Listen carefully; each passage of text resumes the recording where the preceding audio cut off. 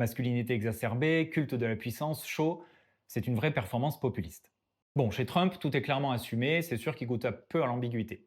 À l'inverse de son successeur, et à la fois prédécesseur, Joe Biden.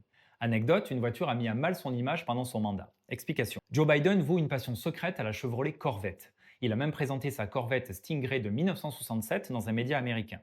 Ce culte a servi son discours politique, son enracinement dans l'Amérique populaire, puisque la Corvette est un symbole mythique de l'industrie automobile américaine, produit par Chevrolet depuis 1953. Biden, né en 1942, l'associe à son jeune âge, à son père qui était un ancien vendeur de voitures, et à une Amérique prospère et optimiste. Il renforce ainsi son image d'homme du peuple, working class Joe.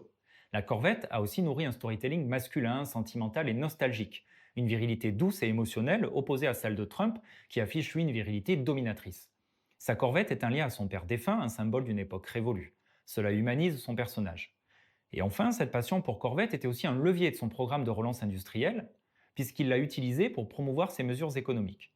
En 2020, durant sa campagne, il a dit rêver d'une Corvette 100% électrique made in USA, appelant à réindustrialiser le pays via la transition écologique. And I want to say publicly, I have a commitment from Mary when they make the first electric Corvette, I get to drive it. Right, Mary?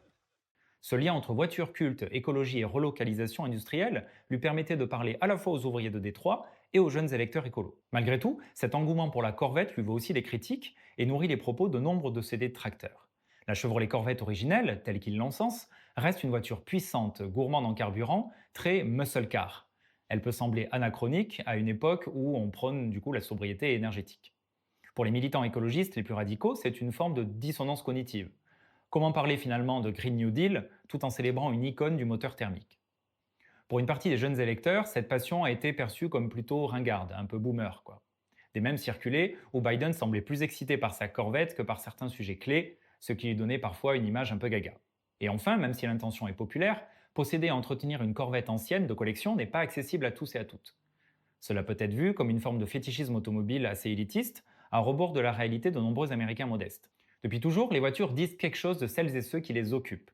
Dans la sphère politique, elles sont plus qu'un moyen de transport, ce sont des déclarations d'intention.